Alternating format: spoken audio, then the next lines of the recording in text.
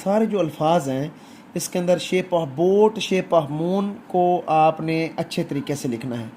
Shape of boat और moon का ख्याल करेंगे तो अल्फाज की खूबसूरती समझ में आएगी।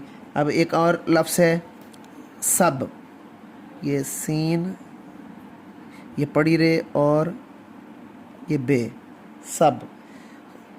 इसी तरह आइन, पड़ी रे और बे, ऐसे ही फे और नून। बिस्मिल्लाहिर्रहमानिर्रहीम। तमाम स्टूडेंट, उम्मीद है आप सब लोग खैरियत से होंगे। मैं हूं खिज़र हयात और आप देख रहे हैं मेरा YouTube channel Khizar writing studio. आज हम 3 जो बड़े असूल हैं ख़त नस्तअलीक़ को समझने के लिए, वो आपने ज़हन में रखने हैं कि पहले तो 3 शेप्स का आपने ख्याल करना है। कौन कौन सी ये शेप्स हैं? इसको शेप ऑफ बोट, जिससे आप बे बनाते हैं, इसको शेप ऑफ बोट बोलते हैं। इसका एक एंगल तिरछा और एक बिल्कुल सीधा रहेगा।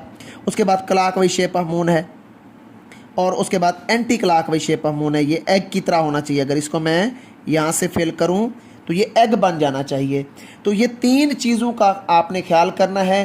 हरूफ तहज्जी के ये बेस हैं। अगर आप लोग बे ठीक कर लेते हैं तो इससे आपका एक तो बे ठीक हो जाता है, उसके बाद आपका इससे क्या भी बनता है, इसके बाद आपका बड़ी ये भी बनता है, इसके बाद फे भी बनता है इससे।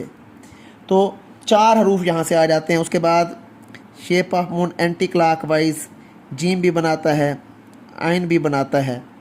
जीम और आइन anti clockwise shape of moon से बनते हैं। उसके बाद क्लॉकवाइज शेप ऑफ मून से सीन बनता है, स्वाद बनता है, और उसके बाद क्या नून भी बन जाता है, इससे लाम भी बन जाता है, और काफ, अगर यहाँ पे आप लोग लेस देन के साइन को मोल्ड करते हैं तो काफ भी बन जाता है। अब देखें, अगर आप लोग शेप ऑफ बोर्ड को ठीक कर लेते हैं, बहुत से अल्फाज खुद ब खुद बनना शुरू हो जाते हैं। तमाम अल्फाज यहाँ से बनते हैं। अब देखें, ये एक पड़ी रे के साथ आती है, मीम और बे। इसी तरह ये स्लाइड के साथ भी आप डाल सकते हैं मीम और बे को। ये देखें, यहाँ पे गोल कर दिया मैंने। ये दोनों तरीके से ये ठीक है। उसके बाद अगर आप लोग शेप ऑफ मून क्लॉकवाइज ठीक करना चाहते हैं तो उसके साथ भी आप लोग अच्छे अल्फाज बना सकते हैं। इसी तरह 1 2 3 और ये चौथा दंदाना सीन नून का होगा। अब देखिए, क्लॉकवाइज शेप ऑफ मून जब ठीक है तो हमारा इससे भी हमारे अल्फाज बनना शुरू हो जाते हैं। उसके बाद आता है anti clockwise shape of moon. Anti clockwise shape of moon में एक चीज़ का जहन में आपने रखना है कि ये ज़्यादा फाड़ना नहीं है, इसको खुला नहीं करना ज़्यादा। जिस तरह ये अब खुला मैंने कर दिया है, ये गलत है और इसकी निस्बत ये ठीक है। अब देखें, जब क्लॉकवाइज शेप ऑफ मून ठीक हो जाता है तो मन और सुन इस तरह के अल्फाज बनते हैं। बे ठीक हो जाता है तो इस तरह के अल्फाज बनते हैं। अगर आप anti clockwise shape of moon ठीक कर लेते हैं तो इस तरह के अल्फाज बनना शुरू हो जाते हैं। ये anti clockwise shape of moon आपका बिल्कुल एक्यूरेट होना चाहिए, ठीक होना चाहिए। यहाँ से देखें, अब फे और जीम, इसी तरह लाम और जीम। अब देखें, हर जगह पे anti clockwise shape of moon आ रहा है। ये anti clockwise shape of moon. अब क्लॉकवाइज शेप ऑफ मून से क्या क्या बनेगा?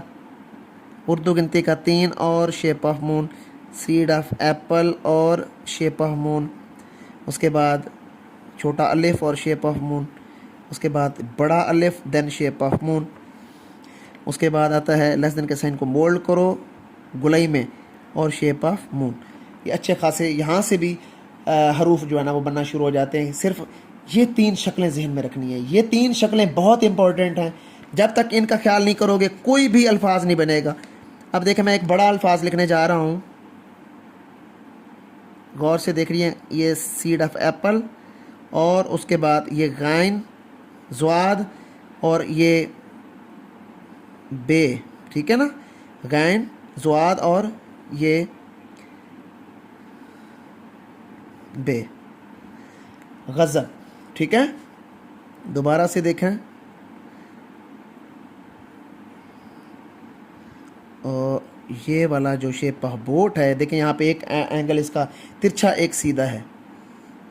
हत नून स्वाद हे और ये नसीहत। नून स्वाद ये है और ते, नसीहत। एक और लफ्ज़ आता है मगलूब। जहाँ जहाँ जहाँ पे भी शेप ऑफ बोट होगा उसको आपने खूबसूरत करके लिखना है। मीम, अब ये दरमियान में जो आइन आता है इस तरह इसको आपने लिखना है। मीम, आइन, लाम, वाओ और मीम। ये हो गया मालूम। ये सारे जो अल्फाज हैं इसके अंदर shape of boat, shape of moon को आपने अच्छे तरीके से लिखना है। शेप ऑफ बोट और मून का ख्याल करेंगे तो अल्फाज की खूबसूरती समझ में आएगी। अब एक और लफ्ज़ है सब। ये सीन, ये पड़ी रे और ये बे, सब।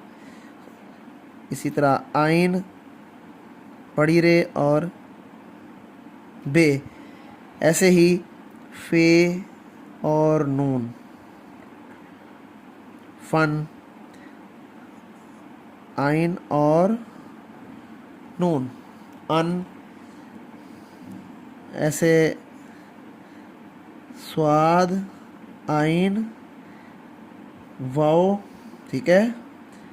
स्वाद, आइन, वाओ ये इस तरह लिखा जाएगा। मीम, आइन, स्वाद ये इस तरह लिखा जाएगा। ये दरमियान वाला जो आइन है इसकी प्रैक्टिस अच्छे से आपने करनी है। ये दो के हेड को डबल करना है। ये देखा ना, ये दो का हेड, यहाँ पे ये देखें अपना दो का डिजिट है, ये दो का डिजिट है। अब इसके हेड को हमने करना होता है डबल। ये देखें, मीम और आइन का दंदाना, मीम और आइन को यूं करके आपने लिखना है। मीम और आइन, ये ऐसे करके तब जाके ये बनेगा दरमियान वाला आइन। बहुत से लोग इसको गलत करके लिखते हैं, ऐसे जेड के साथ लिख लेते हैं, ऐसे करके यूं। ये देखें, अब ये जेड है, इसके साथ अगर आप बनाएंगे तो ये गलत लिखा जाएगा। ये ऐसे करके ऊपर ले जाते हैं, ये गलत है। बल्कि आपने इसकी जो हेड है इसको डबल करके नीचे की तरफ ले आना है, ऐसे चोंच बन जाए, ये है ठीक। तो जब तक ये तीन चीज़ें ठीक नहीं करते, shape of boat, clock moon clock wise, anti clock wise, ठीक है, ये क्लॉक वाइज है शेप ऑफ मून और ये एंटी क्लॉक वाइज है, और उसके बाद ये जो शेप ऑफ बोट है, जब तक ये ठीक नहीं करते आपको हरूफ तहज्जी में प्रॉब्लम आने वाली है, आपको अल्फाज के अंदर भी प्रॉब्लम आने वाली है। इस चीज़ का ख्याल करना है। उम्मीद है आज का लेक्चर आपको अच्छा लगा होगा। मेरे चैनल को लाजमी सब्सक्राइब करना है, बेल आइकन आपने लाजमी प्रेस करना है। जो पेरेंट्स अपने छोटे बच्चों की राइटिंग के लिए परेशान हैं और जो लोग ऑनलाइन सीखना चाहते हैं, मेरा व्हाट्सएप नंबर शो हो रहा है, आप यहाँ से ऑनलाइन सीख सकते हैं। और इंशाल्लाह ताला बहुत जल्द आपकी उर्दू की जो राइटिंग है और इंग्लिश की जो राइटिंग है वो खूबसूरत होने वाली है। अपना ढेर सारा ख्याल रखिएगा। अगली वीडियो में आपसे मुलाकात होती है। खुदा हाफिज़।